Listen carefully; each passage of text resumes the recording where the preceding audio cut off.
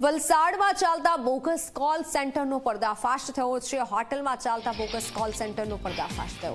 પોલીસે 14 આરોપીઓની ધરપકડ કરી। સુરત રેન્જ આઈજીની સાયબર ક્રાઇમે આરોપીની ધરપકડ કરી છે।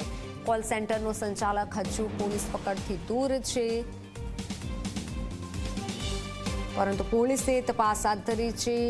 બોગસ કોલ સેન્ટર ચાલતું હતું, જેને પોલીસે ઝડપી લીધું છે।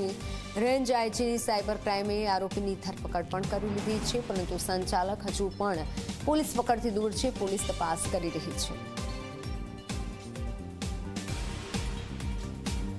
સુરત રેન્જ ક્રાઇમ બ્રાન્ચની ટીમ દ્વારા આજરોજ ભીલાડ ખાતે આવેલ નેશનલ હાઈવે 48ની ઉપર જે ક્રિસ્ટલ ઇન હોટલ જે છે, એ ક્રિસ્ટલ ઇન હોટલના ચોથા માળે એક બોગસ જે કોલ સેન્ટર ચાલતું હતું, એ કોલ સેન્ટરને પર્દાફાશ કરવામાં આવ્યો છે। આ કોલ સેન્ટરમાં કુલે 14 જણા જે છે એ કામ કરી રહ્યા હતા। એમાંથી 12 જે યુવક અને 2 યુવતીઓ દ્વારા આ સમગ્ર કોલ સેન્ટર જે છે ચલાવવામાં આવ્યું હતું। આ કોલ સેન્ટરની અંદર વિદેશના લોકોને અલગ અલગ જે સ્કીમો આપી, લોભામણી લાલચ આપી અને તેમની સાથે છેતરપિંડી આચરવામાં આવી રહી હતી।